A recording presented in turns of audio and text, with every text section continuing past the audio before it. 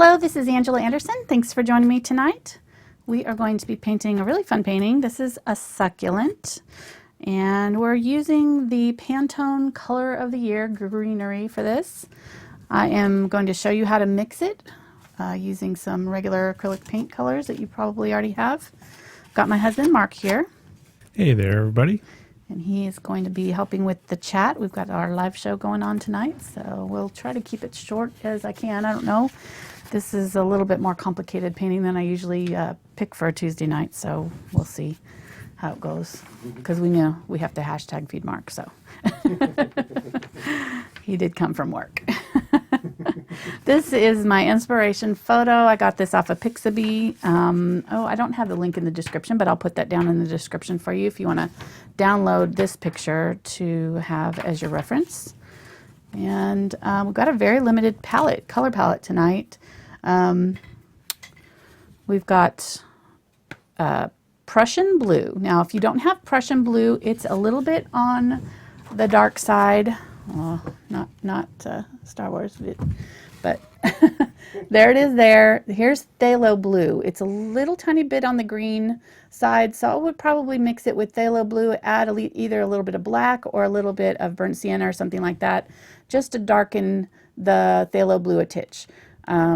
So that would make your Prussian blue, and then we'll also be using Cadmium Yellow Primrose. It's a new color from Golden, and if you don't have that, Cadmium Yellow Light or Hansa Yellow Light are very similar. So you could substitute those. Also Titanium White. So that's the three colors you'll need, and then we're going to use the Quinacridone Magenta as an accent color just to add a little bit of contrast. It's always good to have a color that's sort of opposite on the color wheel, complementary color, to give us a little bit of depth in our painting. So this is my example. I kind of started out, and you can kind of see where I added a little bit of that quinacridone, and it just makes that pop, you know, versus this side that's a little bit flatter. So let's get started here. With the succulents, this is very similar to what you would, how you would draw and paint a rose. So you could substitute, you know, your reds for these colors if you wanted to do a rose, and just use your reference photo. But I started out and kind of figured out how big I wanted the center of my succulents to be. So I enlarged this quite a bit for the bigger canvas. I've got a 16 by 12 inch canvas panel that I'm using, but you can use really any size canvas that you want for this, and just enlarge the center. That's kind of where I start with, and then everything else will kind of build from that. So I wanted my center to kind of fill up this whole area here, put it a little bit up off center, and I just started with this line here. It's kind of a triangle shape right here. So if you kind of look at your inside, don't get confused by all the stuff going on around it. Just kind of focus in on that center shape, is that sort of triangle shape. So I did that first and did a line kind of across like that. Then another line here that kind of curves in right there. And then this one sort of curves down in and then goes all the way out to here, which splits that triangle almost in half. So bring it out far enough so that it's sort of splitting that triangle shape in half. This might come up a little bit more. Then this is going to curve around. I'm just going to do this step by step. I'm using a watercolor pencil here. This is a brown watercolor pencil. I'm using a watercolor pencil. You could use a piece of chalk or something like that if you wanted to. That would work as well. Anything that's water soluble, I wouldn't use a pencil, because pencils will show up underneath your acrylic paints while you paint with them. So then we're going to put the back side of this one on here. So I'm just going to curve this around like this and thin it out there. I'm not going to worry about the center part right yet, because we're going to just go ahead and fill this whole center in with dark, and then we'll build the other little pieces on the inside. This one also has a little bit of its backside showing. there. So that's the main start of your succulent plant. Good. Then we're going to do this next one is going to be sort of a triangle shape that sort of sections off from here. So if you kind of do a straight line up like this, this one is going to curve around that one. Leave a little bit of a gap here, and then you're going to have the back side of it also showing. Okay. If you do this step by step, I think it's totally doable.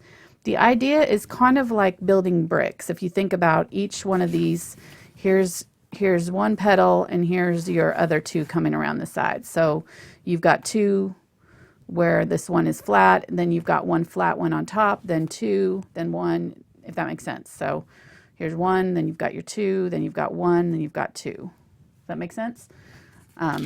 So kind of keep that in mind when you're building your leaves here. This one is sort of triangular or square almost right here. And then this one, there's a little bit of a gap. It comes out across, and there's a little bit of a tip, and then it curves back down and goes flat right here. All right. Then this one curves out, comes around. There's a little bit of a tip, like a spiky tip, and then it comes back around and curves in right there. This one is going to curve up, go out, and curve back in. And you can check your if you've got these in the right placements by kind of looking at your drawing and seeing, okay, this one is sort of across from this at a diagonal, so that's in the right place. This one is sort of almost in a straight line from that one, so there is my straight line there. That kind of thing will kind of help you check your sizing and make sure that you're getting them all the right size. But these three are going to be about the same size. These three will be about the same size. These ones will be about the same size. So as you go out, these leaves will get bigger and bigger. So now this one is ginormous out here. This one's going to curve in, back around, go almost to the edge of the canvas. This one is in between these two again. We're going to curve it out, back in. I'm making it a little bit bigger than my drawing there. And back in, like that.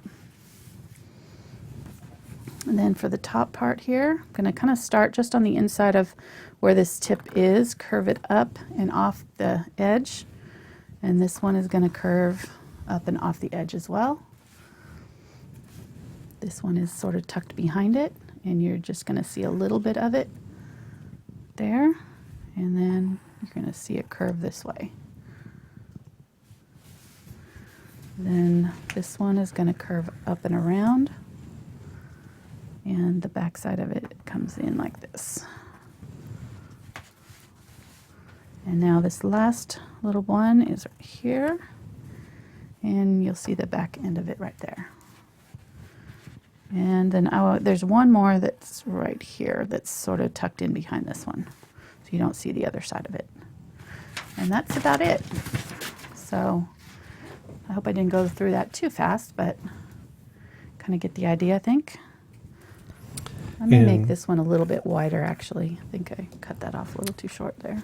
The question came in asking about traceables. I will have a traceable for this Okay. after the show. They can use a traceable, or they could also use the link from the Pixabay Yes. to download the picture and trace directly from the picture. Absolutely, too, yes, if they wanted could. to. Yep, yep. Okay. I'll, like I said, I forgot to add that picture link, but I will definitely do that after the show. Okay, you can see why I use that watercolor pencil, because you can just kind of wipe off anything that you don't want. Any lines that you don't like can kind of just be wiped off with a damp cloth.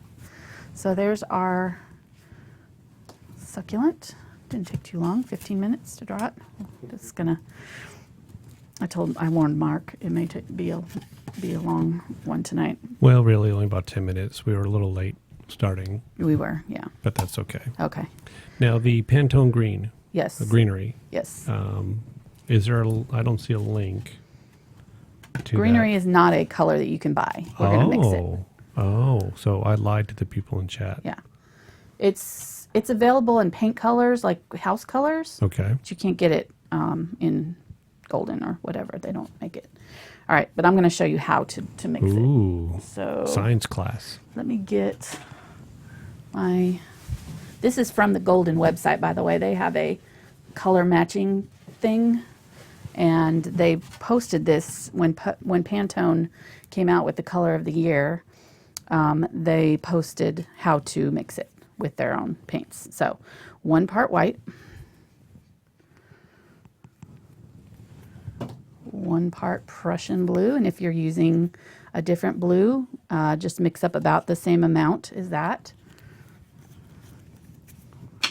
And 8 parts of the Cadmium Yellow Light or Cadmium Primrose. So 2, 3, 4, 5, 6, 7, 8.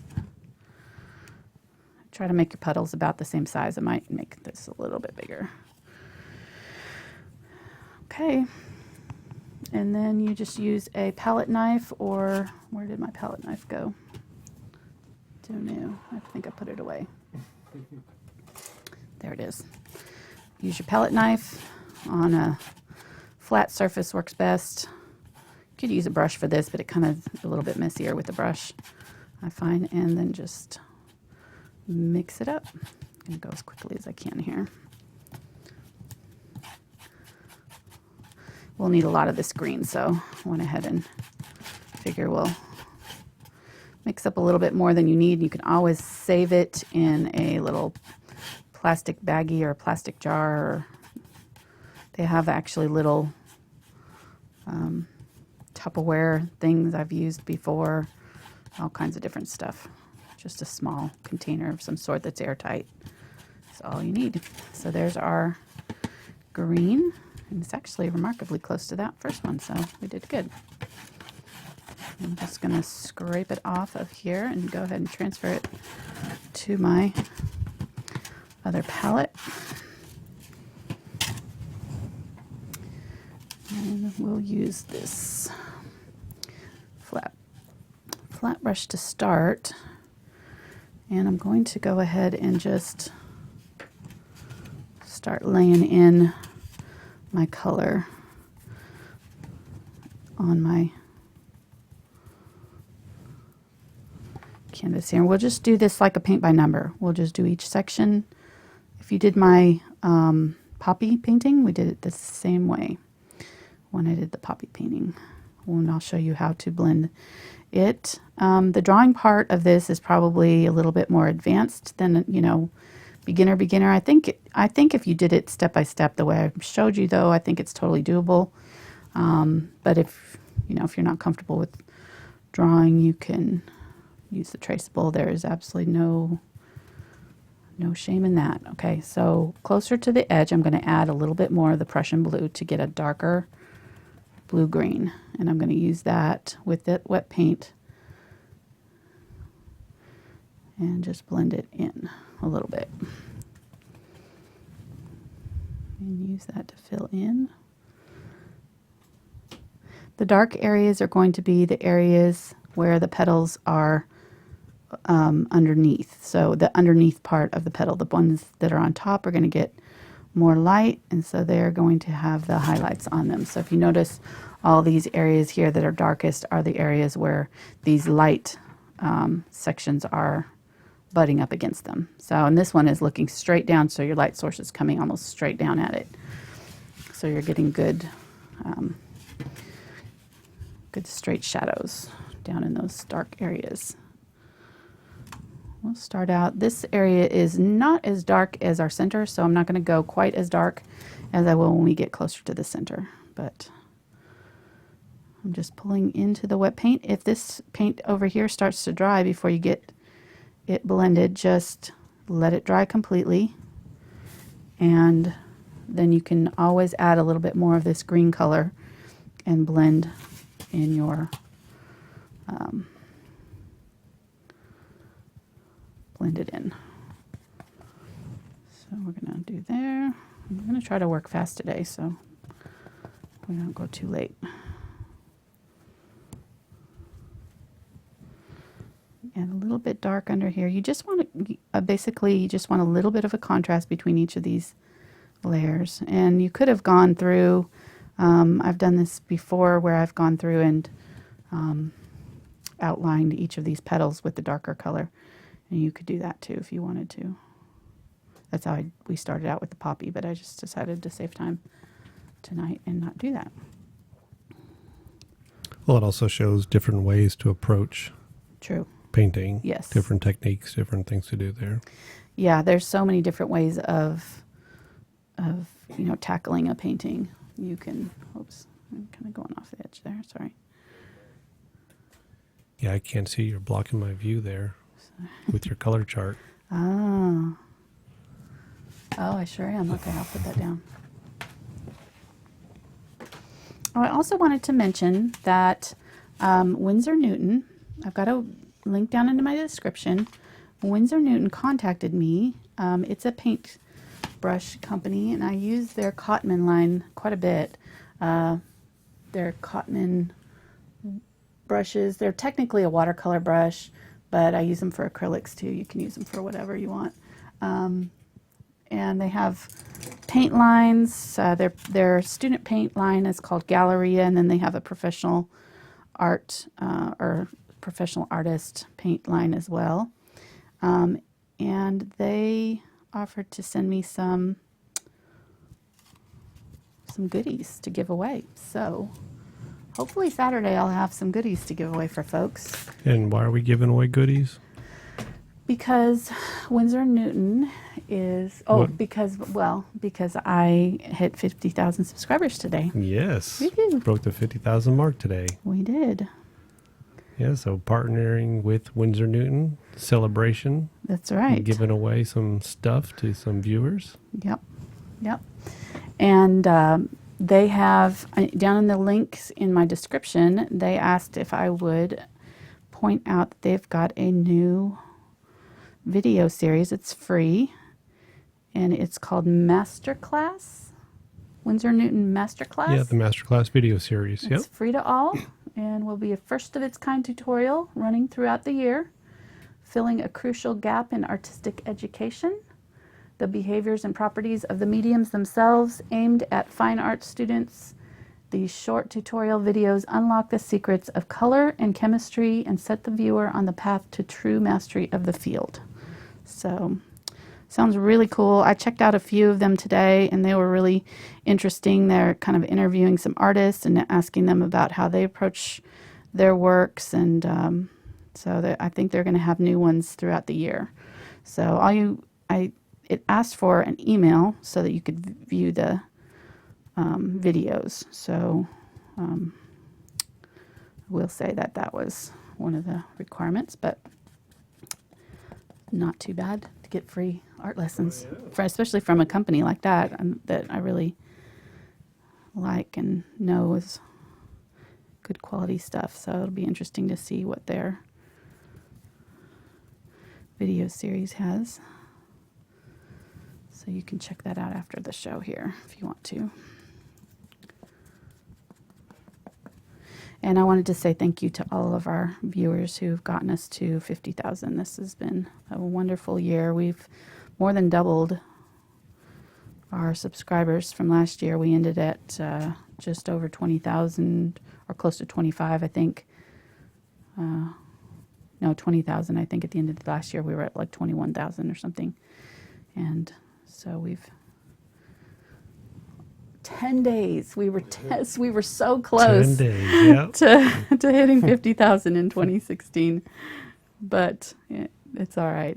It's all right. We got close enough. It's been great, and it's because the people who have been watching you for a while, they've been sharing with their friends and their family, even people talking about you to strangers in lines at the arts and crafts stores where they're buying stuff and referencing. And so really the growth is because of these great viewers that subscribe to your channel. Yes, very much. So we really thank everybody for helping out with that, and glad that you're enjoying what Angela's doing here. Mm-hmm.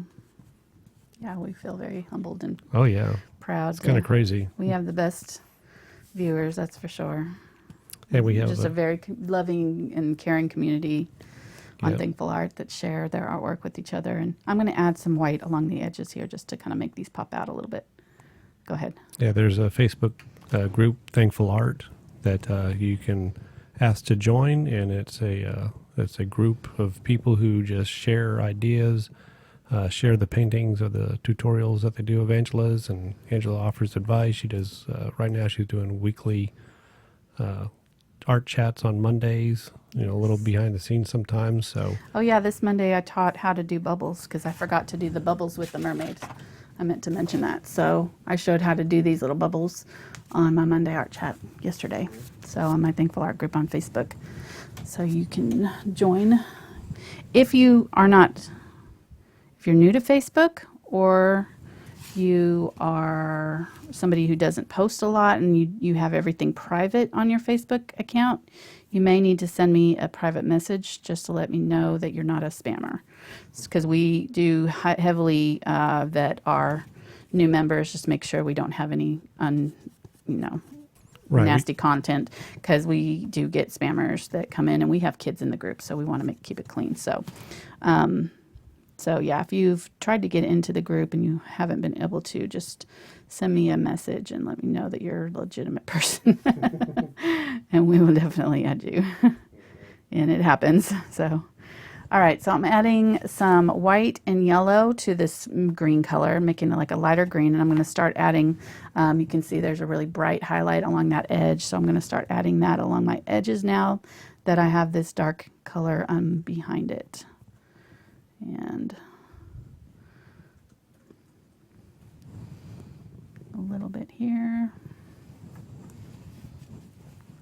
And then I'm just going to pull in, I'm going to leave that color on my brush, and I'm just going to pull in that darker green, the main color. And each of the petals is going to be done pretty much the same way. So we'll have the light color along the tips, and the darker color towards the center where it touches the middle of the, I say petals, these are leaves, sorry. Yeah, come on. But stop lying to the people. It's done the same way. So. Maybe this is a flower, I don't know. Maybe is the succulent a flower or a plant? This could be a flower, and I didn't even know it. It looks like a flower. You ask these questions that I have no clue.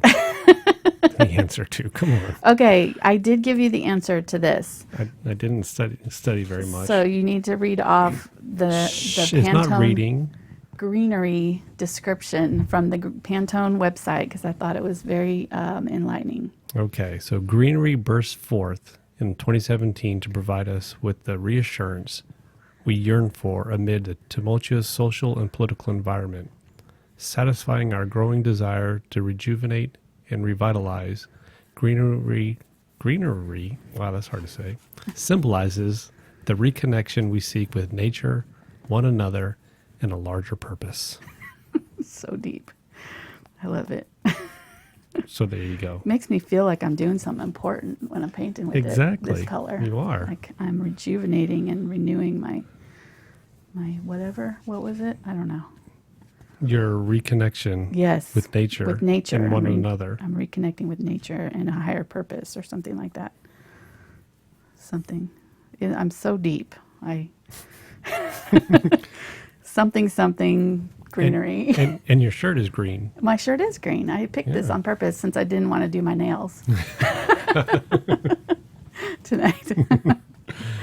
Well, I do remember one of the videos you did with Cinnamon. I remember you distinctly just painting your nails instead of actually painting the canvas. I did. That was the glow in the dark, though, because I wanted my nails to glow. So I have done that before, and that was a pain in the butt to get off. Paint did not want to come off my nails, so I'm not going to be doing that again. Lesson learned. Yeah, lesson learned, exactly. Not doing that. Okay.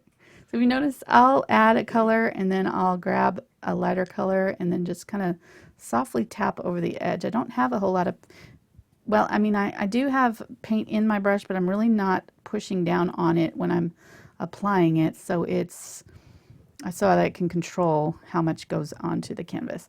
Once this is starting to dry like this, I'm going to go ahead and stop and move on, and then I'll come back in and add other colors and blend back over it. I'm going ahead and leaving it a little bit blotchy though, a little bit brush strokes showing, because if you notice on the photograph, it has these kind of weird markings on these succulents where there's like bruising and things. So I kind of like the brush stroked effect there. I'm going to go ahead and leave that. I'll probably add some darker along here. But anyhow, yes, I loved that. I looked up the Pantone color because I wasn't sure what the name of it. I knew it was green, but I didn't know that the name was Greenery. And so I wanted to be sure to get that right when I was explaining it. And then I read that on the website. I was like, oh my gosh. I love art. It's so pretentious sometimes. Where else can you dream big dreams and say big words and, think lofty thoughts. But it's awesome. I also am part of the Life book series. There's an artist named Tamara Laporte. I'll go ahead and put that link down in the description too. But she has a series called Life Book that she does every year. And I went ahead and joined it just to kind of get some new, she does like mixed media work.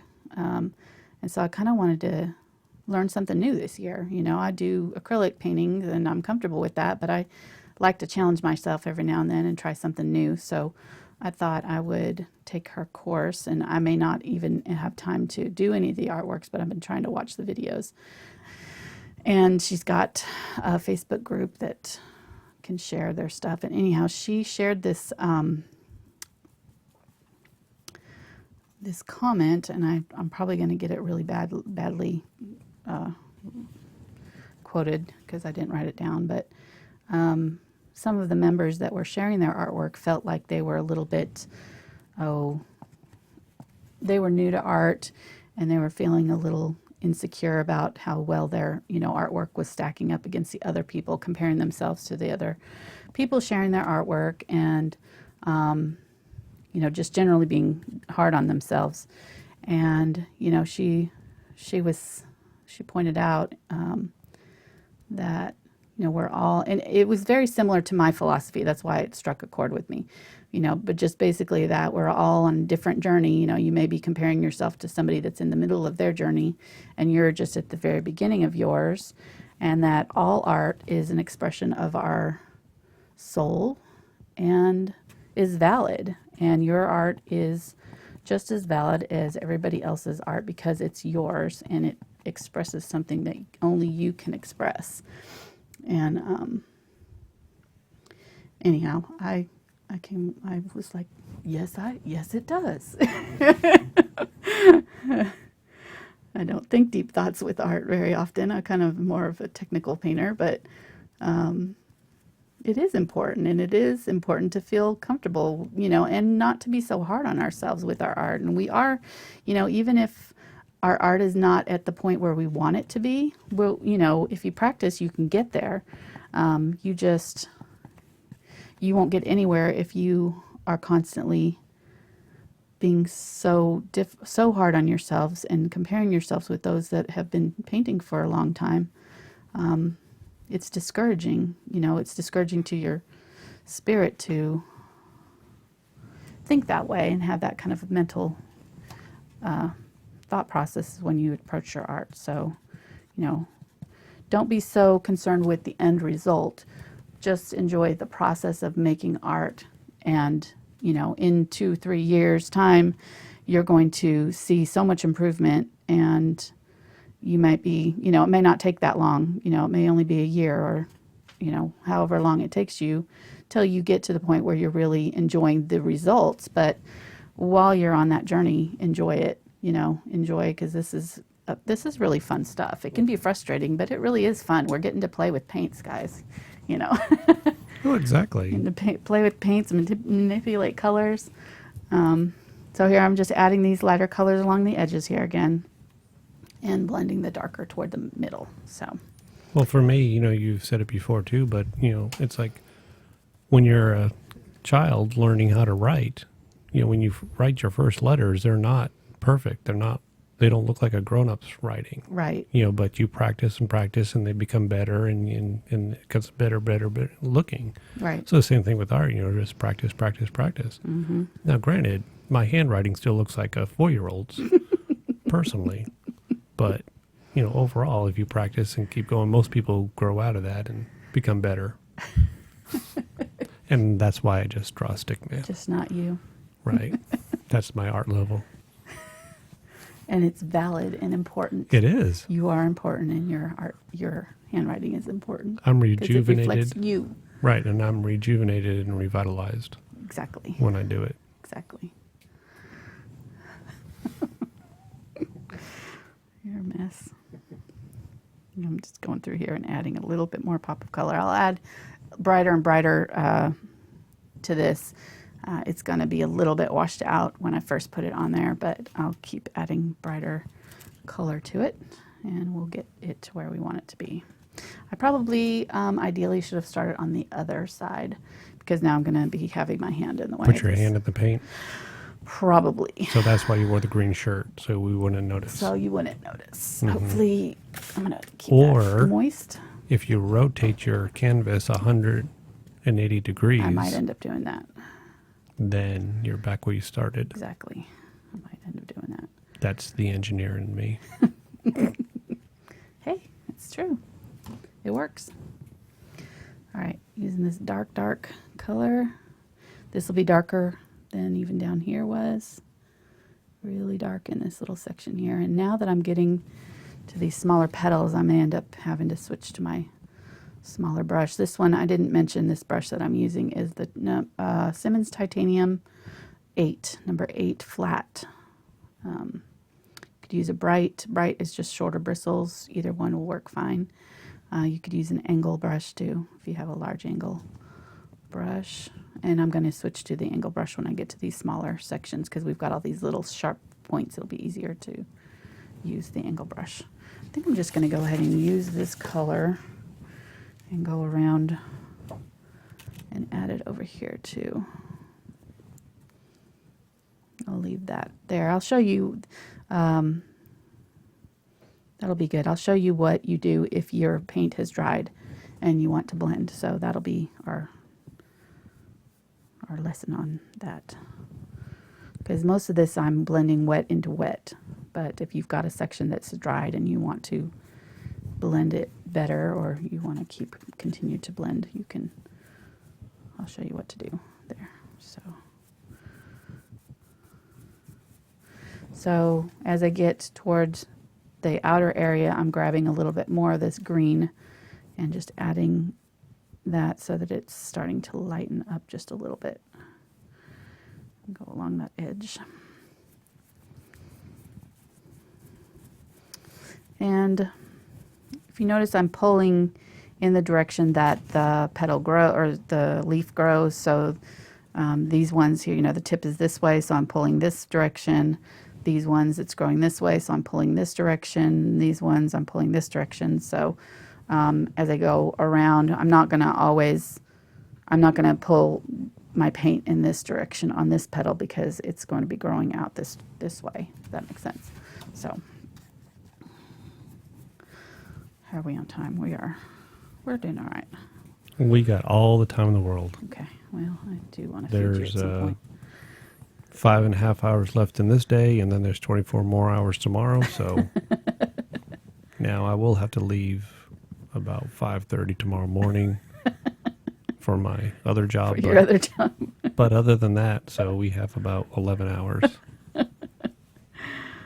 You get real, because at 9 o'clock you're going to be over there. That's so not true. I am a late night party animal. It is 9 o'clock, and Marcus. If I make it to 9. It's 8:30 to be real, and Mark is practically falling asleep on the couch. It used to bug me, but I'm used to it now, so it doesn't. I don't take it personally anymore. It's not that I'm boring; it's just that he's tired.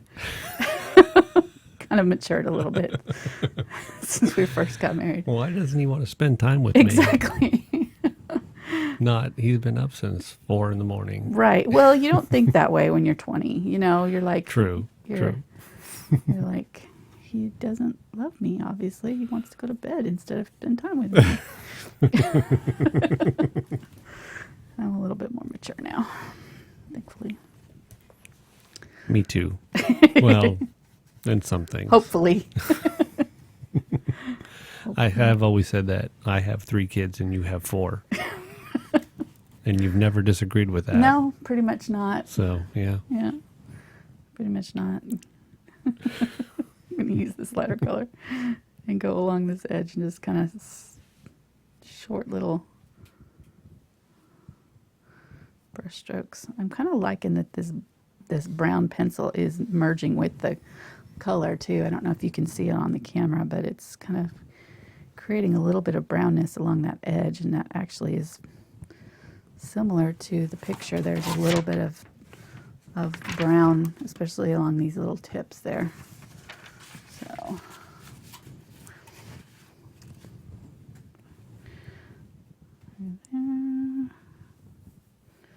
yeah, this brush does not want to. There we go. Very light pressure, very little paint on my brush here. And then this one over there, I went right all the way up to the edge, so I'm just going to tap it, blend it. And I'll probably have to add a little bit more of the light color. But I don't want to press down too hard, because what'll happen is it'll lift off the green that's underneath if I press down too hard, especially because it's probably getting close to starting to dry over there. So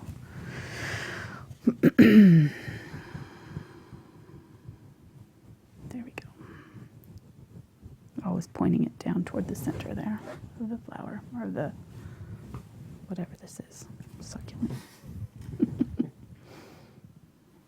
It's actually not a flower, because I've seen they have little flowers that come up out of the center and stick out on the succulent plants. Now that I think about it, I had a basket last summer, I think, that we put on the back porch that was really pretty. It had all kinds of different ones.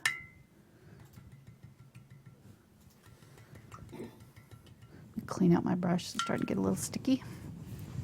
Put another in that. If you want to, if you find that glazing medium helps you blend, you can use a little bit of glazing medium with this too.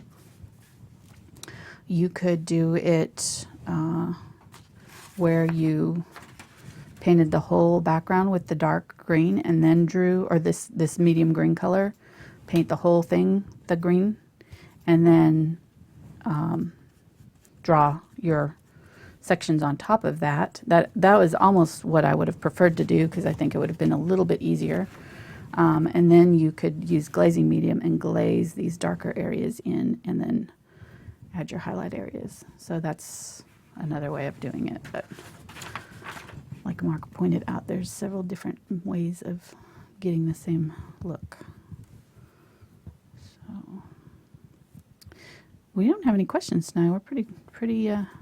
You assume that I've been actually paying attention to chat. We have been talking a lot. We have been, and I've been Googling stuff here. Uh-oh, what are you Googling? So Merriam-Webster defines succulent as a plant having fleshy tissue that conserves moisture. There we go. Kind of like a cactus. Yeah, exactly. It's in the cactus family, I think. It comes from the WikiLeaks, or not WikiLeaks, Wikipedia. Nice. Says that it's come from the Latin word succus, meaning juice. Oh. They just store more water to survive in arid regions. There you go. So yes, a cactus is a succulent. Yes. That is very painful if you touch it.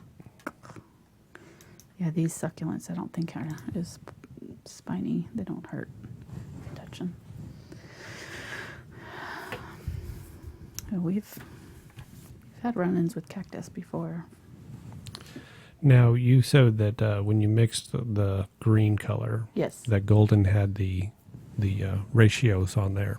It's 8 parts yellow to 1 part blue to 1 part white. Okay, so you can use any blue, any yellow, any white. Well, that, because some people may not have like yeah. the heavy body acrylic. So Oh yeah. I mean, any blue that's on the green side, that's really, really dark, because it's a real dark. Oh, I pointed it out at the beginning of the video. okay, well, we have some people who are just joining us in the chat. So Yeah, phthalo blue plus a little bit of either black or burnt sienna would probably be close to your Prussian blue enough to work as a blend, as a substitute. And then I used the Primrose yellow, cadmium yellow Primrose. It's a new color. Partly just because I have it and I've been wanting to use it. But it is very similar to the cadmium yellow light. It's really not much difference. It's a little bit more green, maybe a tiny bit more light. So, but I think cadmium yellow light will work just fine. So as a substitute. And if you don't have cadmium yellow light, you could use cadmium yellow medium and some white probably. It won't get the same exact tone, but it'll get close enough. So I'm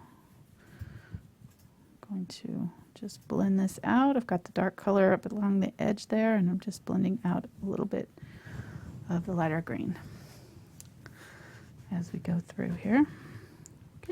Getting there.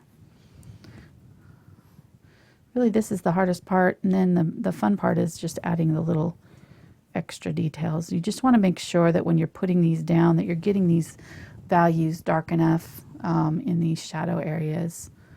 So, and on my photograph, they're really not that much difference in value there. If you turn this black and white, the black parts would be just in this section here, and then all of these would be lighter grays. Some of this would be kind of a darker gray through here. But the closer you get to the center, the darker you're going to get. And the farther out here, the more these are widened out and flattened out, and the more the light is penetrating down into these areas here. So they're not as dark as the center. So let me turn that over so I can see what that's looking like. But yeah, really excited about getting our, if you watch us on Saturday, we're going to have a special surprise. So that will be our dream catcher, and it's going to be our we actually didn't think we were going to hit 50,000 until Saturday or close to Saturday. So we hit it today. So we were 4 days ahead of when we had scheduled our 50,000 subscriber giveaway show. So, but I'm not going to say giveaway, because I'm going to, if you just join my Thankful Art group, we'll hook you up with the information on there. That's all I'm saying, because I don't want people asking to win stuff 3 years from now still on my comments. So I'm not going to actually technically put the giveaway in the title of the video. And we're going to do the giveaway at the very end of the video next week. You'll leave comments next week, and then I think Monday, that's actually going to be hard now that I think about it, because how am I going to find addresses for folks? How am I going to contact people from YouTube? That's going to be a lot harder than doing it on Facebook like I did before. we'll figure it out. We'll figure it out, yeah. Yep. People do it all the time. True. I haven't won anything, but I know they do it somehow. Well, we'll definitely be giving away some stuff if we That's ever right. get it from them, which I've heard it's on its way. I don't know. We'll see. Now, if somebody is using student grade or paints, is there anything additional they need to do to make it look the same? Is there, like, do you have to add a medium of any kind or a glaze? Or? The student body or student acrylics will be a little bit less saturated with color, so you might not get the deeper. This one though, because we're mixing these colors, mixing them with white will automatically dull them just a little bit. I mean, it brightens up the color, but it also will dull the saturation, or not saturation, what am I saying? Vibrancy of the color. So really they should work pretty similarly, but if you're having trouble with them, you can always add mediums, blending mediums or whatever works for you.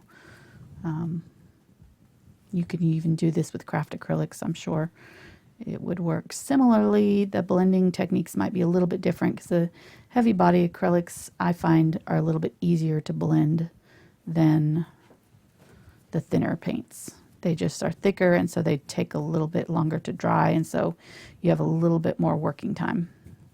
So you, in that case, you probably maybe need to use a glazing medium or something like that to do some of this blending if you're using a craft acrylic.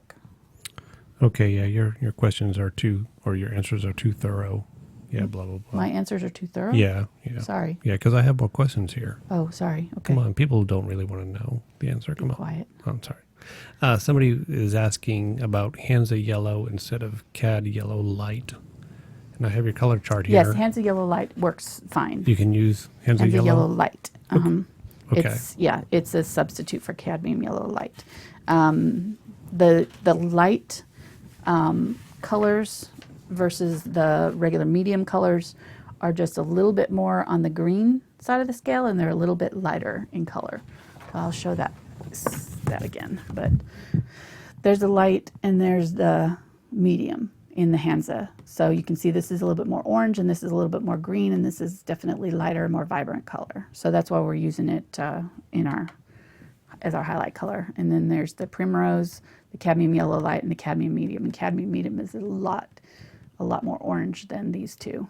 So this is almost like a lemon yellow. It's almost fluorescent. It's so bright. That's Primrose that I'm using today. So so it's a cool color, and it's part of the new Golden has different color wheels or color charts that they come out with, and Primrose was on this last year's new color chart as one of the yellows to use. It was Primrose and I don't have it. I need to look that up. But I know manganese blue was one of the blues. It was manganese and ultramarine blue, and then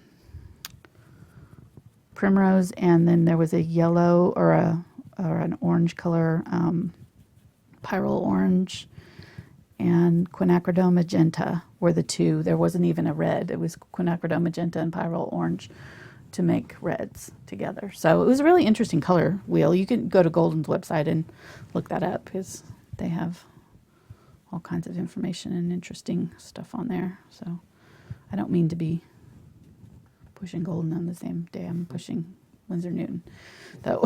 Sorry, Winsor Newton. They're both good.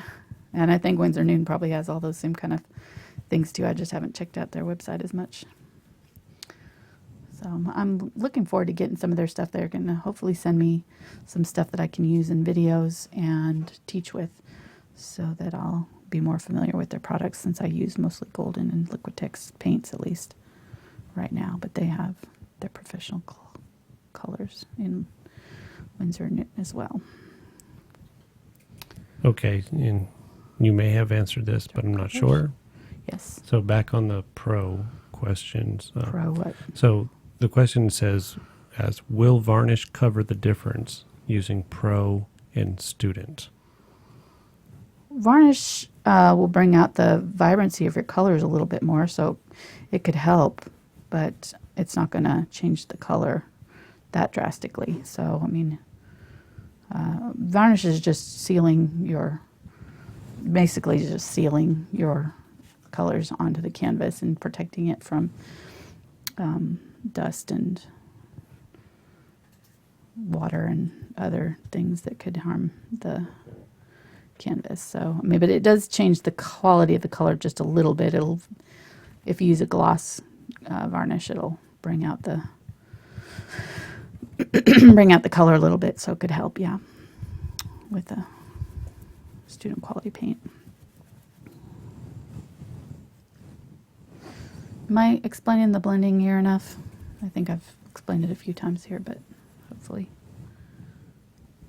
Just doing sections and blending as I go here, using the lighter colors towards the tip and the darker colors where they're underneath the other.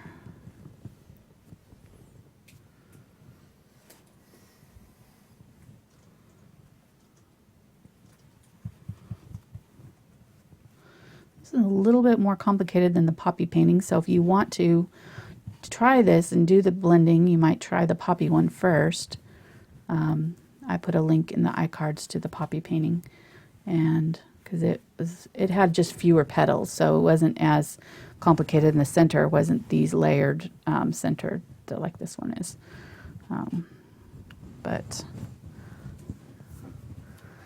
I'm really liking this. I love I don't do very many all green canvases. I don't think this is the first one I've ever done that's all green like this. It's pretty fun. Yeah, some people in chat have commented that it would look good hanging next to the poppy painting. It would. The red and the green. Absolutely. Like yep, it sure would.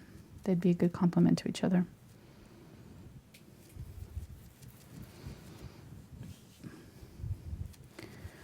Picking up the lighter color when I get toward the edge here.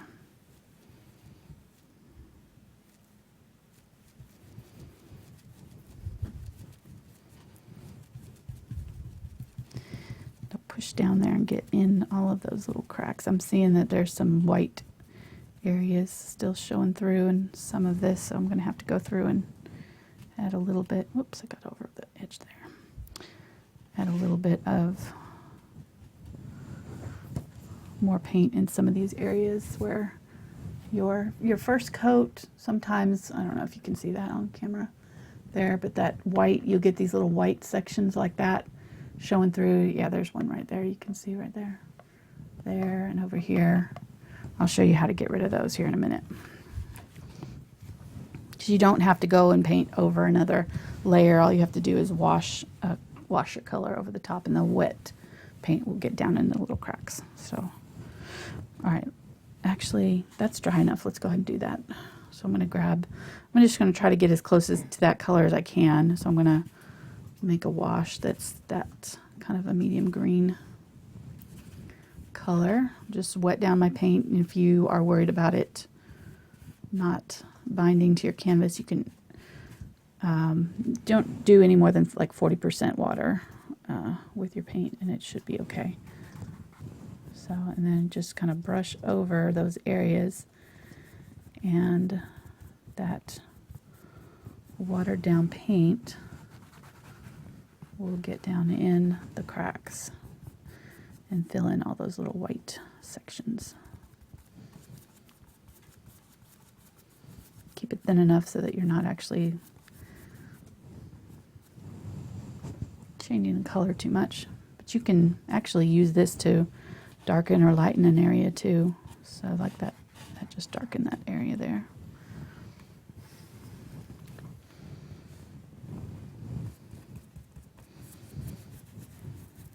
Watered down paint in there.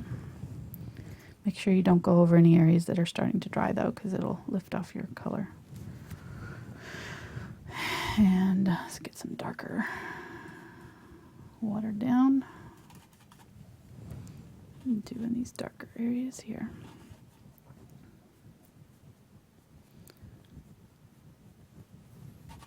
I heard you sigh there. Are you getting bored? No. Okay. Why? Just making sure. No, I was just sighing because I was thinking we're at an hour. And you're surprised? No, I'm just sad because I was hoping that I could get it done in an hour. Okay, so we're going to have some painting practice sessions through the week here. Time you. Speed painting. And there'll be some kind of a punishment when you don't finish under an hour. Oh, Yeah, like do the laundry or do the dishes or something. We'll think of something. Something I'm not normally doing. Is that what you're saying? Something that you just really don't like to do. Exactly. So if you don't want to do the dishes, you better paint that under an hour. That's actually really, really good motivation. Don't make me get out the vacuum cleaner. You know what motivates me, honey. Yeah, you love vacuuming so much too. That's, All housework. It just, Yeah. it just gets to me. I love it so much. I'm so good at it too. we did have a friend that borrowed our vacuum cleaner one time, and she just loved it. She would come over and vacuum my house when she would visit me. Yeah. I was like, I need to invite Kay over every week so that she'll vacuum my living room for me. Yeah. I wish I had that That's the that best friend drive. right there. I don't know. That Yeah. is a good friend. She Yeah. was, yeah. She was my vacuuming buddy.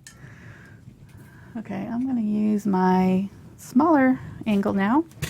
Now that we're getting closer to the center. And I'm going to start out, I'm just going to go ahead and put in this really dark, almost straight Prussian blue right in here in the center of this because I want it nice and dark. So we'll set that dark. And then we'll be able to put our lighter colors in there here once this dries. You're laughing over there, somebody commenting about housekeeping. Yeah, they're just laughing at our comments there. It's the truth, sadly. Hmm. I think Mark did the dishes more than I did during Christmas break. He's pretty much, It's a change for me. he's good at it. I'm You know, like, I'm more usually power at- to you, yeah, buddy. I'm usually at work, so I Do it. don't do it normally. So Clean it. heck yeah. Clean those dishes. Well, it is a partnership. True. We are in this together. That's right. So I do appreciate that about you. I just expect you out on the lawnmower this summer. I didn't tell you that. Sorry. Oh, crap. Sorry. Wow. See? You just thought I was being nice. I didn't know you were looking for a helper. See what your ulterior motives were there. I'm not even going to comment what I thought you were trying to get out of it, so. Just saying, this is a PG show. Chocolate? Exactly. Oh, okay. So doing the dark color right up next to this edge here. If you are losing your track, just kind of refer back to your picture. This was our lighter color. You could even mark these as you draw them out if that helps you remember which ones are lighter, just like paint by number. I mean, honestly, there's a reason why paint by numbers are so popular because it actually works. So sometimes it's just hard, especially when you've got all these different things going on, to remember where things go. So, yeah. Set that aside over here. So this is a really, really dark, this is almost straight Prussian blue here. I'm adding just a teeny, tiny bit of the green to it. But it's pretty dark. And leaving a little bit of that outer edge. And these boundaries here. Actually, this is going to go right up pretty close there. And this is going to be light on this back side of this, but this is going to be dark right here. So I hope this isn't too confusing for folks, especially because now I have my thing upside down, but I probably need to turn it back around. Well, no, people just seem to stand on their head at this point and watch. Well, they could turn their tablet upside down, I guess. I think standing on the head's a better idea. Better idea? Yeah. Okay. It'd be funnier. Maybe you started it upside down. Maybe I did.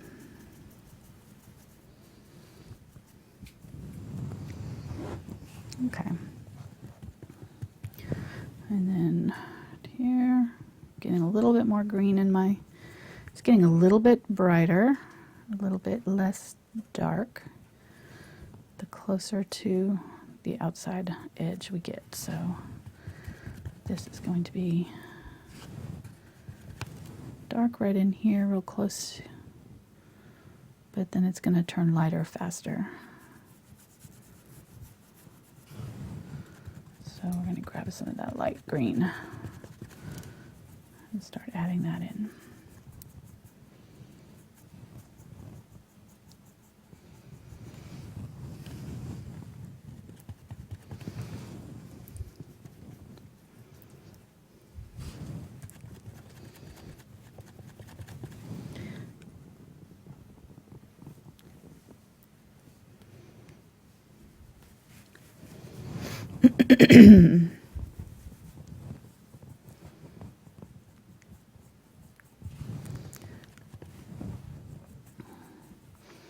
And if this just gets away from you, or you feel like it's kind of just pushing, if you get too much paint on your canvas at one time, what'll happen is you'll just end up kind of pushing the paint around. It won't actually blend with each other. It'll just kind of sit on top of the canvas and just kind of do this weird, you know, like finger paint thing, you know. So just make sure you're kind of keeping your amount of paint low enough that you can kind of work it into the other color. But if you're having trouble and they're all kind of turning into one big color, you probably are over blending. Like if you're starting out with two different colors and you end up it's all one color, that just means you've blended over the same thing so much that you've mixed the two colors together. So you did on your canvas what you just did on your palette. Exactly. You just mix the color. Right, exactly. Right. So you want to kind of avoid that. So when I'm blending, I'm avoiding all this really, really dark area. I'm not going over any of that when I'm trying to blend this color into the next color. And I'm going farther with this dark color than I need to, so that when I put my light color over it, there's a little area where they can overlap. So I'll pull this color over it, and these two are going to merge together where they blend, but I'll still have some of the lighter color on this side and the darker color on this side. So I'm only going to go to about right here with this blend. And if I have too much paint on my brush, what I can do is just kind of go over here and push it off, or go on my paper towel and wipe it off and make sure, whoops, did not mean for that to be there. Now I can go in with a dry brush and I can just very lightly, very, very lightly pull off some of that paint that's sort of thick right there. And I'm not going over into this area. I'm just kind of going along that edge where these two colors are meeting a little bit and blending back and forth. So hopefully that makes sense, make it a little bit easier for you if you're having trouble with this. This is one of those techniques that it's kind of one that I've sort of developed on my own, so I wouldn't say that this is like something that you'd find in a book. A lot of the acrylic artists will use layers, like glazing layers, and that's another way of doing it, but this is just my own little, this is how I do it. So there's lots of different ways to do it.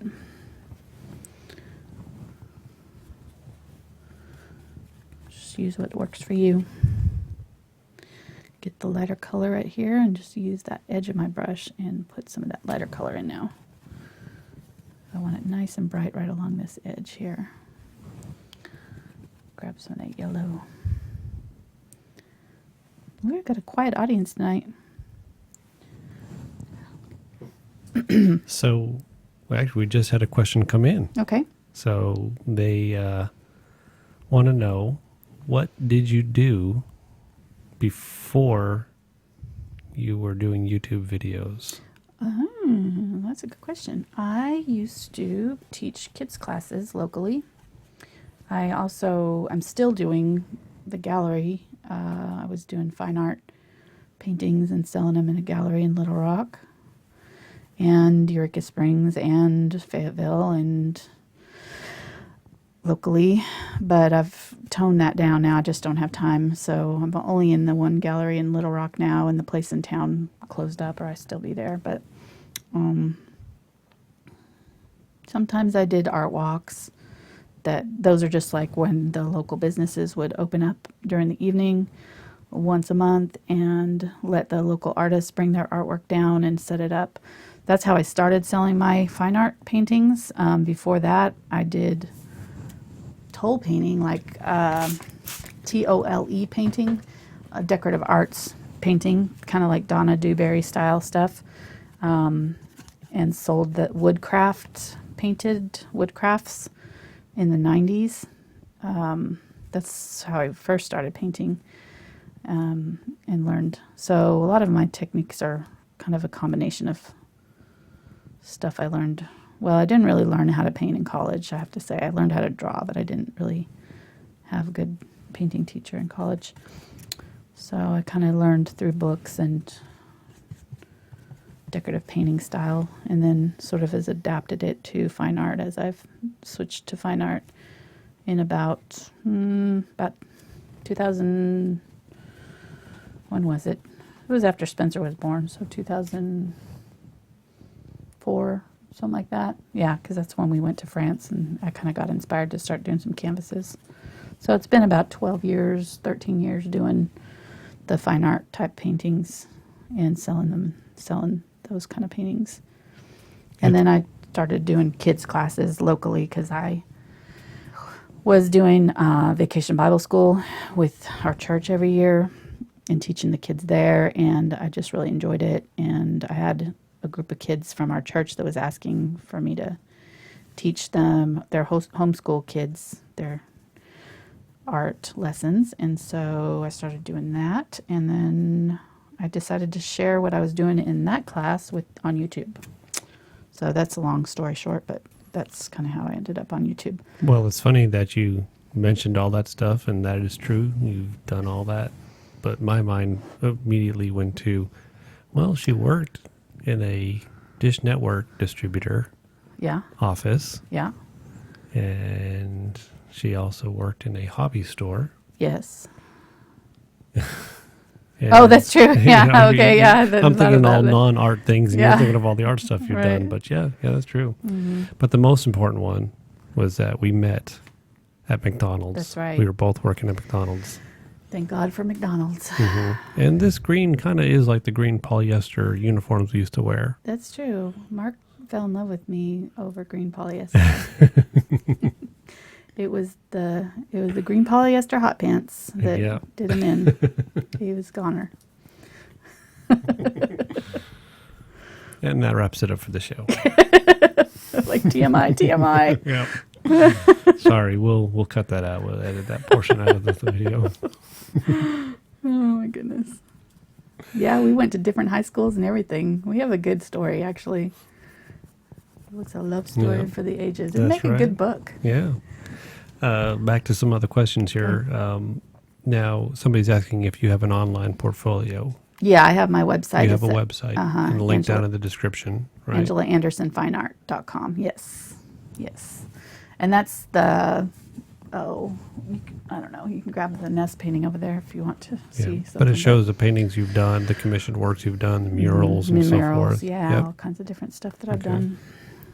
Okay, so if you've got an area that's dry, let's go ahead and do this one. I'm going to turn this back around now. Since this side's dry and this side's wet. We're getting closer. I don't know, honey. I'm really sorry this is taking so long. I don't know why I picked this for a Tuesday night, because I knew immediately it was going to be a long painting, but oh well. My schedule's tight for the rest of the year, or rest of the month. Kind of wanted to get this Pantone color of the year project in at the beginning of the year. So see how I kind of blended over that color using sort of the middle ground value. It wasn't quite as dark as it, and I went right over it and just kind of layered over, I can go back in, get some of the dark color and pull it back out.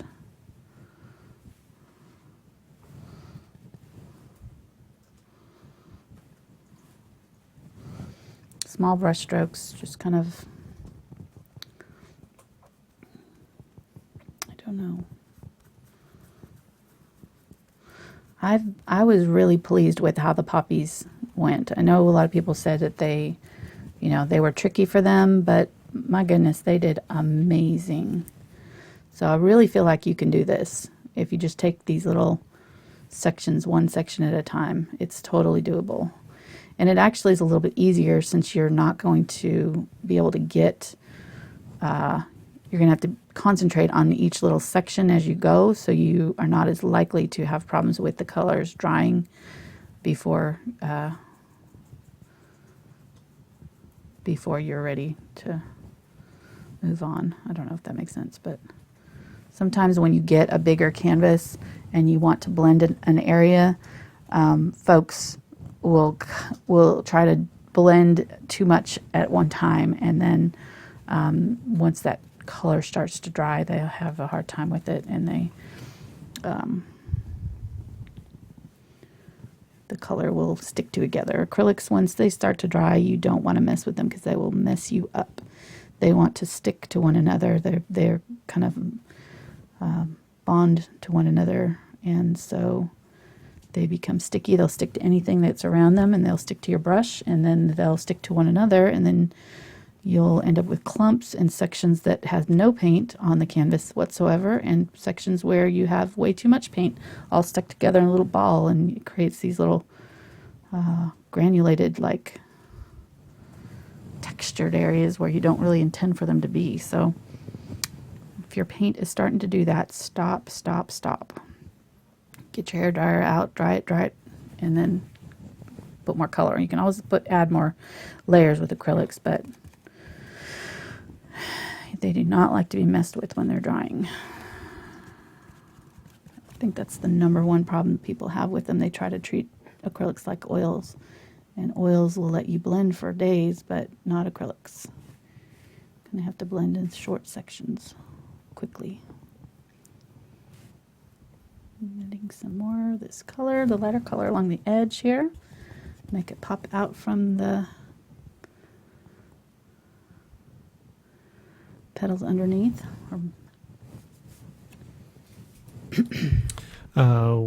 We have a question asking about the technique of double loading the brush. Okay. Now, I know that you've done that before. Yeah, I did that with the mermaid tail.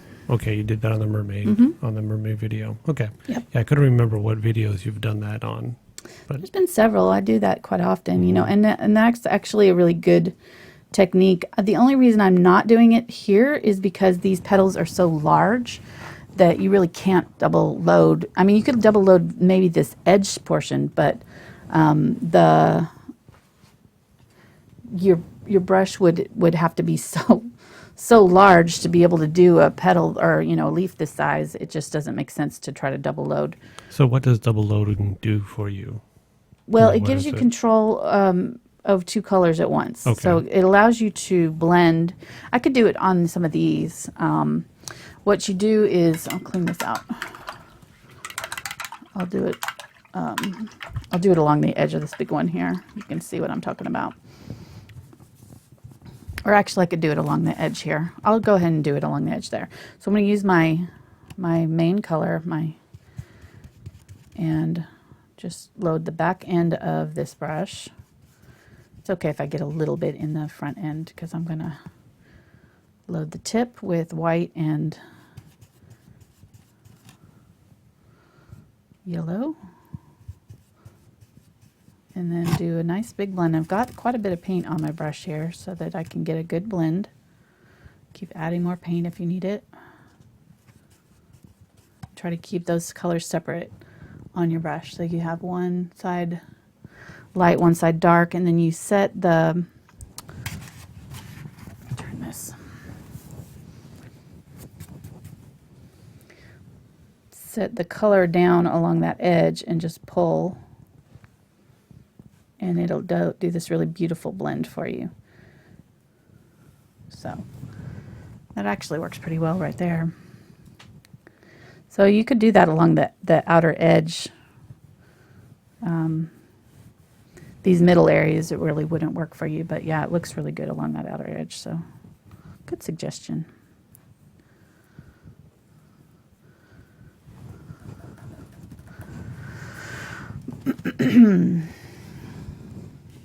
Just a way to get a smooth blend. And if you were only to use one color and use water, so like if I was just to use the light color and not load the back end, it's called floating. So this is what you use for flowers. And actually the video that I do where I show brushstroke techniques, I use double loading for some flowers too, so it's good. It gives a really nice, good, smooth blend. So just go through all of these and add a little bit of that.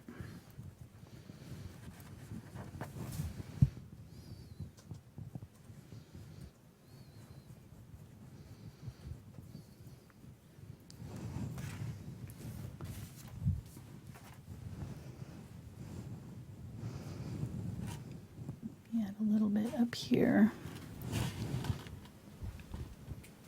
Uh-oh, she's whispering now, so there's some serious thinking going on. Just trying to decide where I want to use this. Okay.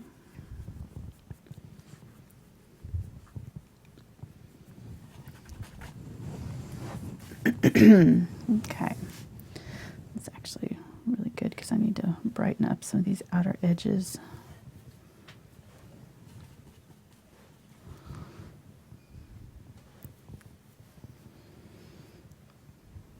Just using it on some of these areas that I've already done. It'll brighten up those outside edges so that they really pop out at you. Scooter must need to go out. I can hear him. I think I kicked him. He was sitting underneath my feet this whole time, and I just had nowhere to put my feet. Oh, oh. So you got kicked out from under Daddy's feet. Yeah. Got it. Okay, we'll do this along here.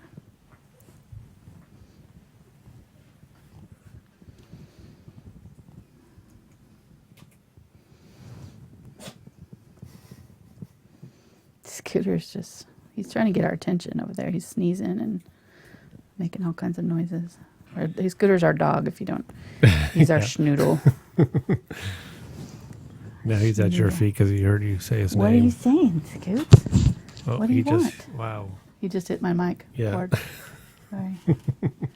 You're being bad. Stop. He's like, Mom, you should be done by now. It's 7:30. He wants to eat too.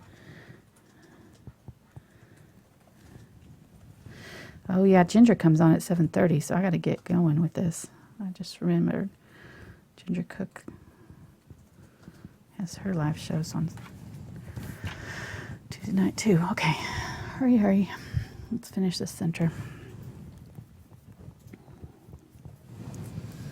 So light color.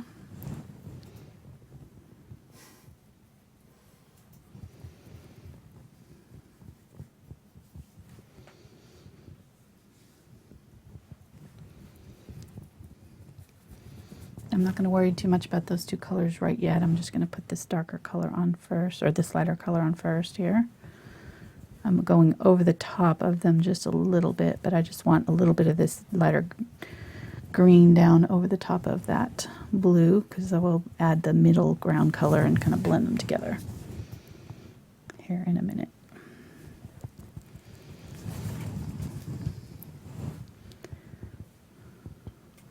Okay, got a question asking, why did you do all the blue at one time and then but not blend it like you did the greens? Just because, well, especially on this part, I want this to dry completely because I have the little green sections here to go in there, and I just thought it'd be easier than to try to piecemeal all the blue parts in there. And so I just went ahead and did the blue around the outside while I had that on my brush because it was the dark blue. So Oh, somebody in chat also said that Ginger is not live tonight. oh, good. Okay, well, good. I don't have to worry about it. So you're not eating it all before you have to go to bed, is what they're saying. They don't care about you, is what. That's what I just heard. Thanks, everybody. Really appreciate it. Go get yourself a sandwich and come back. I'm going to add the lighter color along that edge here. I'll go ahead and double load it like we've been doing. Actually, good suggestion, whoever suggested that. Well, they've been saying that now for a few minutes. What? And they're like, oh, well, Mark's not telling her. No, Mark just wasn't paying attention to Mark's the chat. not telling me what? That Ginger wasn't live tonight. Oh, okay. No, just Mark wasn't paying attention to chat. Now the cat's trying to get into the studio. What is going on with the animals tonight? It's She's not knocking at the door. It's not a full moon, but it's Do you pretty hear close her? there. I don't know if they can hear I her have on my headphones the- on. I can't hear it. She's like, do you hear her? Is that her? Yeah, Really? she's trying to get in the door. She's knocking at the door. Cashmere, be quiet. All right, back to painting instruction. Okay, so I'm mixing the kind of middle value color here. And I'm just going to blend it back and forth. I swear, she never does this. She's literally knocking at my door.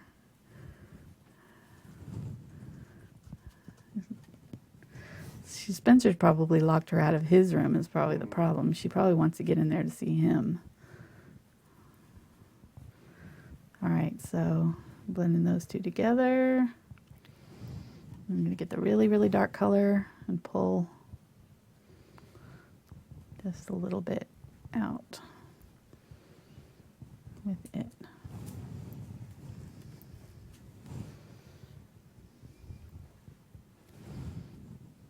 Really dark.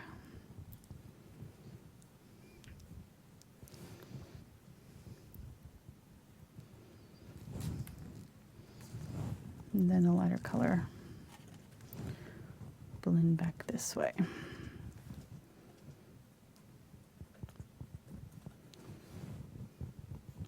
If people are interested in seeing the cat and the dog, they can follow you on Instagram.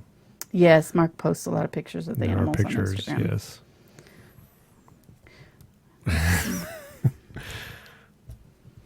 Who's this Mark you speak of? It's your account. Mark is my Instagram media manager. Since I was so bad at doing it, I needed help. Yeah, all the links to her social media, Facebook, Instagram, Twitter, Pinterest. everything. Pinterest is all down in the description. You can Yeah. click on there, follow her. There are some art-related pictures sometimes On Instagram. on yeah. Instagram. Mostly pictures of the cats and wherever Mark's happened to be walking that day. But some artsy what? stuff. Come Yeah, on. yeah, It's artsy stuff. It's cool. It is. You do a good No job. complaints. I'm not complaining. There you go. I don't want to do it. Hey, you want to... I would say it's probably... on these smaller ones, you might just wait and do the dark sections like I did these bigger ones because I'm finding that it's a little bit trickier to get the blend right. So it wants to fight me a little bit. I think it partly is just because my paint's getting a little bit sticky.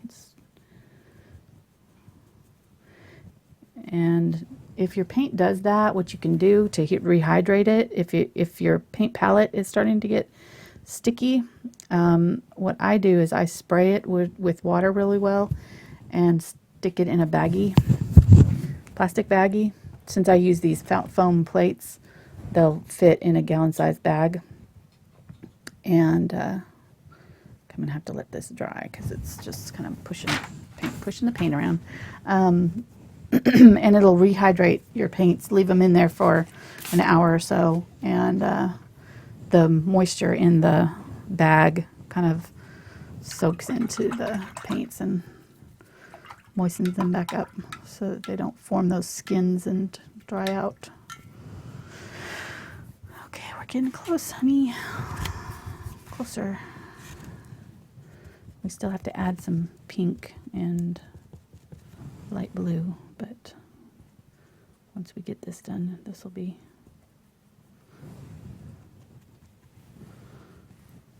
Let's see. Let me turn this around because I got the wrong one I'm looking at there. So I'm looking at this one now, right there, the inside of this here. So it's going to blend down into that dark.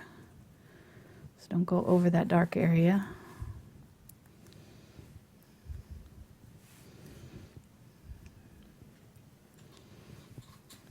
Add a little bit of green right there. Can use my finger. I use my finger quite a lot while I'm painting. It's faster than trying to blend with my brush sometimes. I was watching a Russian dude do a painting today, and he was using his whole finger just to do the whole painting. I was like, wow, that's pretty impressive. So it was all in Russian, though, so I couldn't understand a word he was saying, but still interesting. I think that's called finger painting. Well, yeah. Right? I mean, I did that back in kindergarten and preschool. Not the way he was doing it. I'm telling you, it was pretty impressive. It looked like a real rose when he got done with it. Oh, you haven't seen some of my stuff from my early years. Really? Yeah. Oh, okay. It's probably been destroyed for the betterment of mankind. Really? Okay. You know, it's hung on the refrigerator and quote unquote accidentally falls in the trash one day. Oh, darn it. So your mom didn't save all your artwork? I don't think so. No. No. I don't remember doing a lot of artwork. One of my first memories is of painting in preschool. Vividly remember painting in preschool and being really upset because I was not finished with my painting and they made us stop painting. And I was not finished creating whatever it was I was working on. So I was a frustrated artist back then. Fortunately, Mark doesn't take my paints away from me anymore. So. There's too many. Yeah. I was like an addict. I don't know. I hide them everywhere. What you have more of, paints or brushes? Oh, brushes for sure. For sure. Oh, that's true. Yeah. For sure. Yeah. Yeah, way more brushes. This, I can't help it though. They're so cool. And it's so fun to get a new brush. I want them all. But I end up using the same, 5 every time I paint. I get new ones, I try them a couple of times, and then I'm like, no, I like my other one better. Well, it sounds like it's, I don't play golf much or at all really anymore. But, there are things like that, like either fishing or golf, where you just get comfortable using one or two. Oh, yeah, exactly. And you learn how to use those all the time, and then you just fall in love with it, and that's your go-to brush. Yep, that's exactly what it is. I mixed a light blue version of this. I added a little bit of the phthalo, or the Prussian blue, to my white. It still had the greens in there, but it's this light blue color. And I'm going to use this on the back side of this one right here. Since we're seeing it's a shadow, but it's still pretty light in value. So this is a way of getting that shadowy feel with that light blue color. Okay, and you may just have said it, but what brush are you using? The angle brush? This is the 3/8 inch angle brush. 3/8 inch angle, okay. Yes. Yeah, I think I said it when I first started using it, but I've been using it for a while now. Okay, there. Let's go ahead and use a little bit of it right here where this one pops out at us. It goes down in. Okay. Then we're going to clean that off. Grab my really bright white and yellow. We're going to use that right along this front edge here. This part is pointing straight up at us right there, so it's getting a lot of light. It's going to be one of our brightest areas. It's kind of a wiggly line there. And then it blends down in just a little bit into the other. So I'm just use that wet and pull that wet edge down slightly into the other color. There. Let me see, this is needing to be darker right along here, so I'm going to grab that Prussian blue and do really dark right there.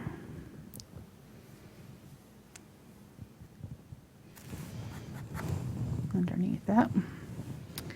Basically, you just want to make sure that you have these dark and light so that you can see where your different layers are, if that makes sense. Grab the light green, add some light green on this one.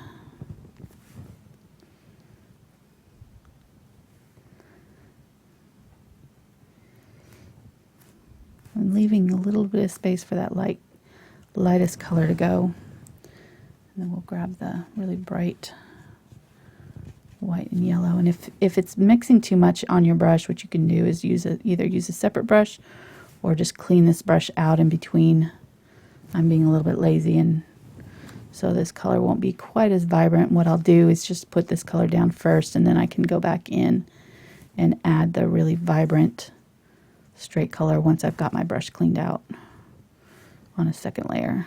So I'm going to pull that out into my wet paint a little bit. Getting close. Okay. Somebody's asked a question, and I know we've done this before, but for everybody new watching this video first video they've seen of yours, if they have somebody interested in buying a painting they've done from one of your tutorials, Yes. what do you ask of them? I just ask that you don't do the mass market. So don't go on art.com and sell prints, don't sell them, mass market. I mean, I've had people open Etsy stores. It really doesn't bother me that much because I know that, you're having to work pretty hard to keep up with something like that. But, I mean, the main thing that I don't want is the paint party stores who are, charging $45 a person to do one of these canvases. That's just not cool. So, and that hurts the artists that are doing these videos for free because those people are not watching on YouTube if they're being taught the same lesson, having to pay for it, too. So, but yeah, if you want to sell it, that's fine. I have no problem with that. Just put on the back, I know myself and Cinnamon both, kind of ask that if you don't mind just to give credit where you got the tutorial from or where you got the original art lesson from. So you can just put like original tutorial by Angela Anderson, painted by, and then your name on the back of the canvas. And that way, if somebody wants to know, where to look it up, they can look us up on YouTube or whatever. And we get a little bit of credit. But yeah, I mean, all for artists. So when you're first starting out, I used lessons when I was first painting and selling. And I really don't have a policy for Stickman. You think he's fair game? Well, yeah, I mean, I'm just, giving that way. It's okay that they can reproduce Stickman. They can reproduce him however they want. Yeah. Okay. That's very generous of you, honey. I've seen some reproductions that have a little too much detail, like eyes and things like that. That's just way overboard. Adding some white, bright white here. Just a couple places, make those pop out a little bit more. Yeah. Well, I have no comment about that. And people have already started suggesting what will be added to Stickman this evening. I have no idea what does it need, because I was thinking about that too. Well, they were thinking a succulent where a fig leaf would normally be placed. Oh my Lord. Okay. They said it may match what he got. The bikini. He'll have like a bikini with succulent and seashells. I have a feeling he's a she, honey. I know you keep saying he's not a she, but It's stick man. I think it's stick girl because he's got shoes, and somebody thought that this was a purse. It kind of does look like a purse if you looked at it from the side. Yeah. So it's like it's a cup of coffee. It's a cup of coffee or hot chocolate. Or hot chocolate. Yeah, if you're Charlie. He's got the birds. He's got the seashells. So succulent. No, I'm not gonna do. I can't do that. I can't do it. Here, we'll do something really quick on him. We'll do. So here's Stickman. First time watchers are mascot. Yep. This is my original artwork, which was just the Stickman, and Angela adds something to him mostly there, every you show. Got a little succulent there. It's not very good, but man, people in chat are going to be so disappointed. It looks like a cabbage, actually, but that's all right. Oh man, we just broke 50,000 too. Woohoo! And you and give that's them, all. and you give them that. Give him a sorry. Sorry. I'm sorry to disappoint you. Hey, you learn how to paint. You could do your own version. That's all I'm saying. I mean, I did all the hard work with Stickman. You did the original. Exactly. Mark's tutorial on Stickman was hilarious. Yes, you can go to Angela's Thankful Art group, and there's some the Monday chats. Art chat. If you just search for Monday Art Chat, and then you'll find the one where Mark does Stickman. Yeah, I give the techniques, the pointers. Right, talks about the different papers that you could use, what kind of markers, sort of your compositional, situation. And he used a lot of big art terms. It was pretty darn hilarious. And I was not a very good videographer, is all I have to say, because I was laughing so hard. I know. I had a hard time keeping. I do not laugh during your videos. I know. I mean, I'm still. I tried. It was too hard. I'm still dealing with that. the rejection. Yes. Sorry, honey. I mean, you gave this beautiful speech at the beginning of the show about every art is valid and stuff, and you just laughed all during mine. So. Mm-hmm. You feel bad? Did I make you feel bad? Sorry. Should I get you some? Oh man, I had a Sharpie I was going to put in your stocking. Darn it. I just remembered that. Shoot. I had the mother of all Sharpies, and I found it, and I was going to put it in your stocking for Christmas. I just remembered. Darn it. Now I'm so mad at myself. That was going to be hilarious. I ruined my own joke.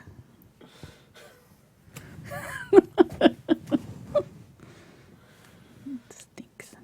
I can see you all by yourself just laughing. Oh, I was At the giggling. idea. Mm-hmm. It's over there. You can find it if you want to look for it. It's up there. Oh, it's hidden up there. Huh? It's up with my other Sharpies and stuff. Is it the one that I posted on? It's ginormous. No, it's bigger. Facebook? It's bigger. Yes. Okay. I have to go find it. It's in there. Yeah. It's in the blue tote. Oh, no. I'm sorry. The pink thing. The pink one. This one? Yeah. Look at that. Magnum. It's called Magnum.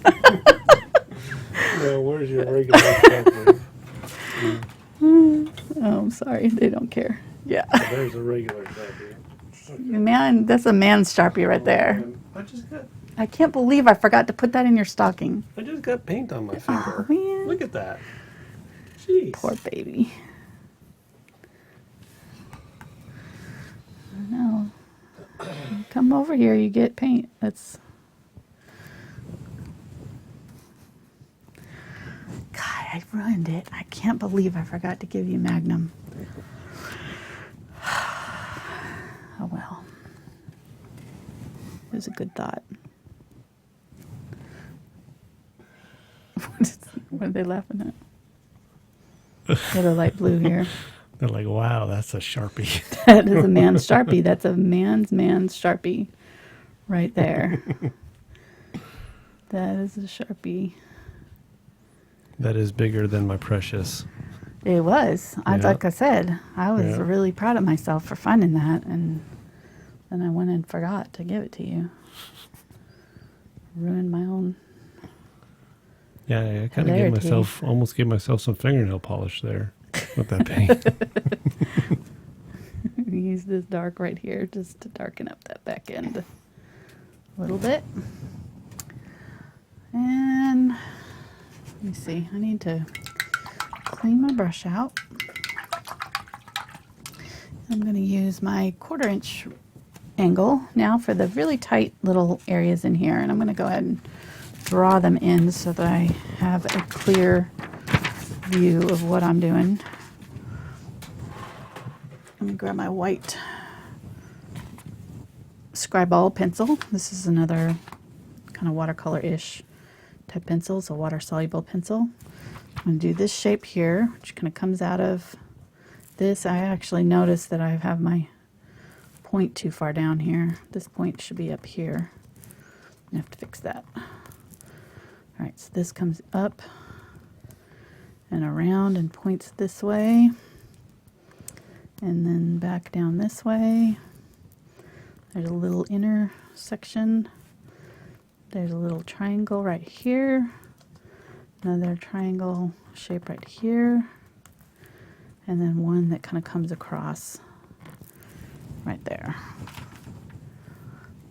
All right, so we'll get this light green color, and we'll do right here. This will be our brightest area right there.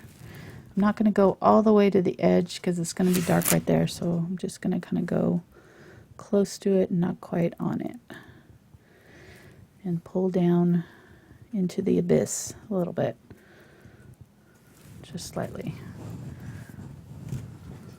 Yeah. Did you say pull down into the Into abyss? the abyss. That's Okay. the dark right there. That's so dark. Yeah. Somebody suggested a good Valentine's gift.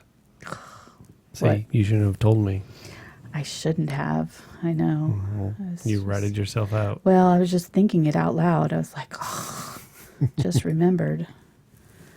I was so mad at myself.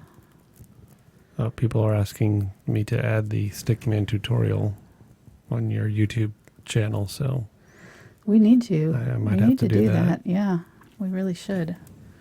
because there are some people in here, I'm not going to name any names, that refuse to get onto Facebook. Really Mm-hmm.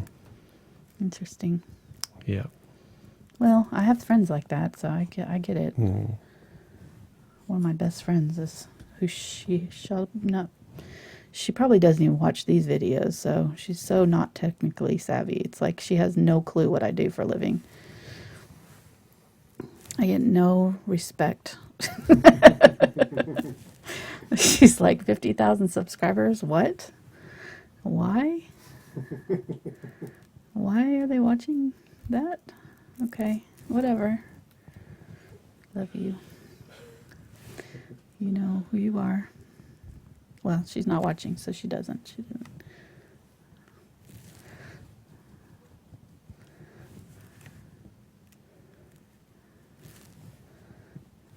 I do have one art friend. One local art friend, and I go paint with her sometimes. So fun. Okay, I just got way out of line there. Sorry. I don't know how that happened, but it is fun. Somebody was saying in my group that they have a friend that they paint with in town, and I was like, that must be nice.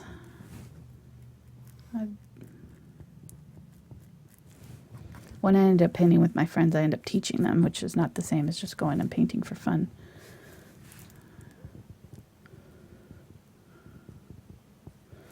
What are you laughing at over there? Mark's just giggling. Oh, the people are calling out the certain person in chat. That even though Mark won't do it on air, they're going to do it in chat. So Oh, I still don't think they're going to shame the person into joining Facebook. I don't blame them.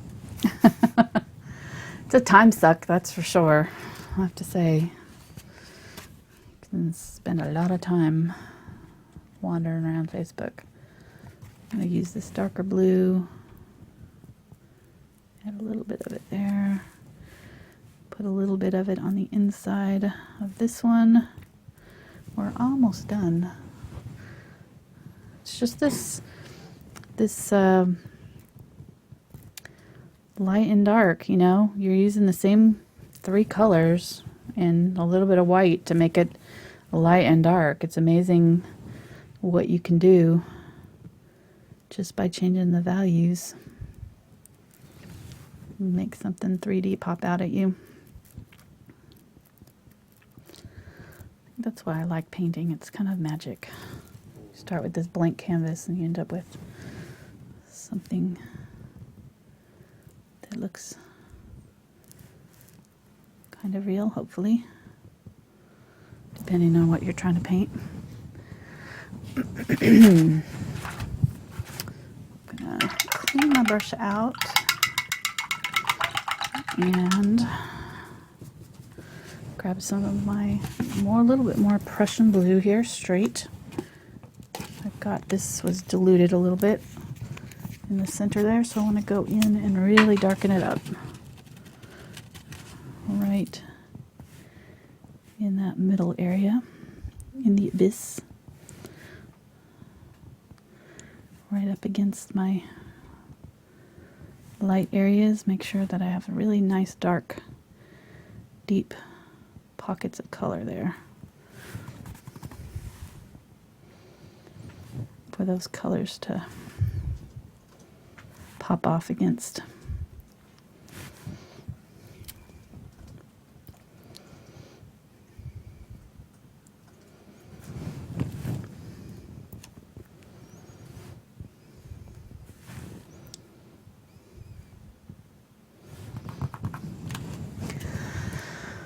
Okay, let's put a little bit on here.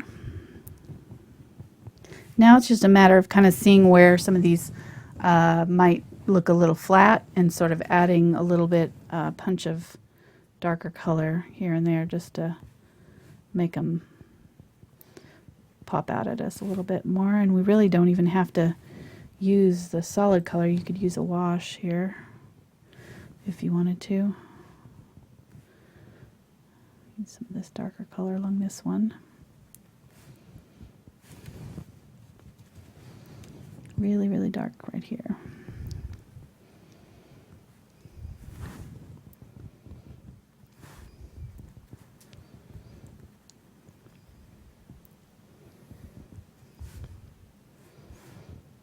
Almost done here, honey.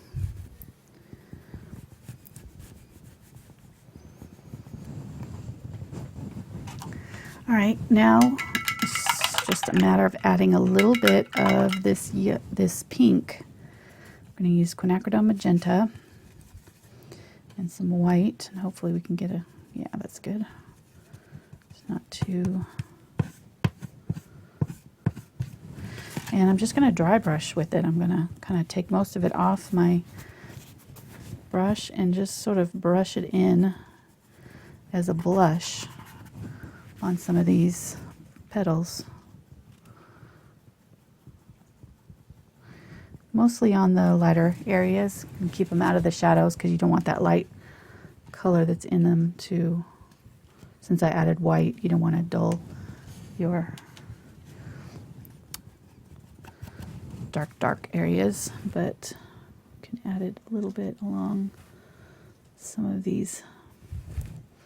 I'm not adding them on my lightest areas either. I'm just kind of adding a little bit in the, on top of this color, wherever I have that color. Maybe put really bright there. I'm going to add a little bit of green on top of that. Tone it down.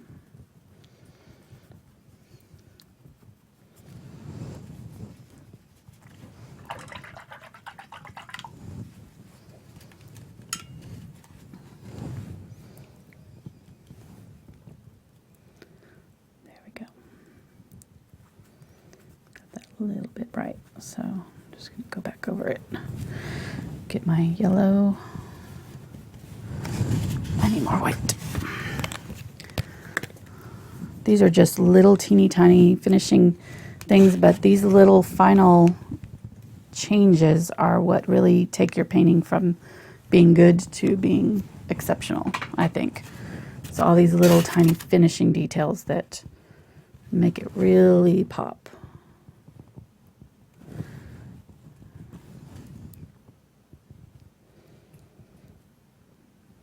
It's dark color. There we go. See how that pink just adds so much to it? I don't know why. It's just, I think it's just because that it's that opposite of the green. I looked on my color wheel and found the opposite of the yellow green is that red violet, which is our quinacridone color. And anytime you're using complementary colors like that, they will make each other more vibrant. So it just adds a little bit of a punch to your painting.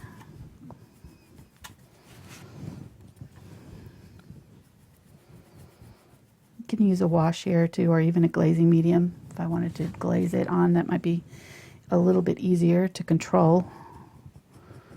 But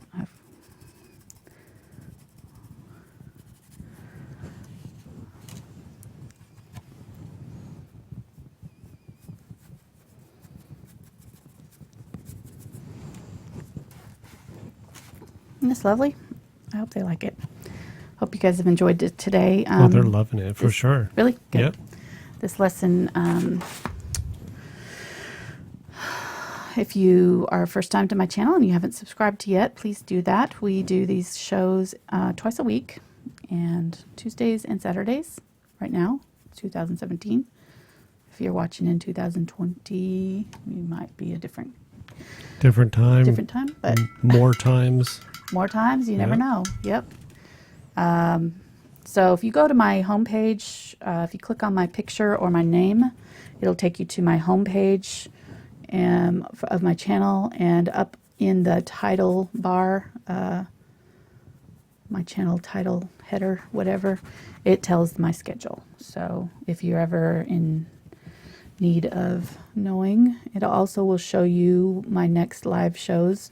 I usually try to schedule them out the week of the show or the week before. So I think right now I have next week's schedule up, and Saturdays and Tuesdays.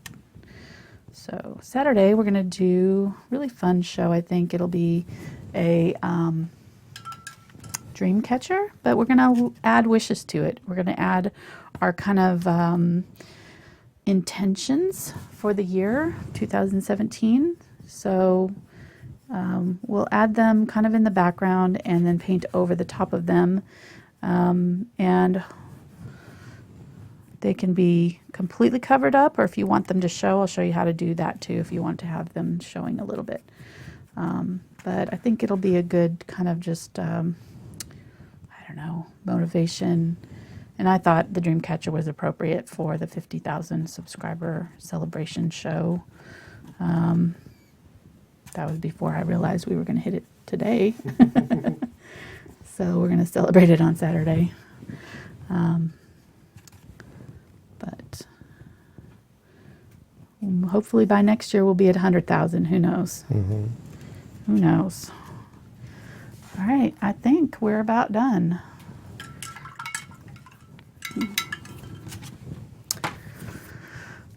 Yeah, I like it. So thanks guys for watching tonight. Really appreciate it. I'm going to get Mark some food now. It's 2 hours. He's been with me tonight. So sorry. We went a little later than normal on a Tuesday night. It's okay. We appreciate it's you guys. It's been fun. Yeah. We'll see you next time.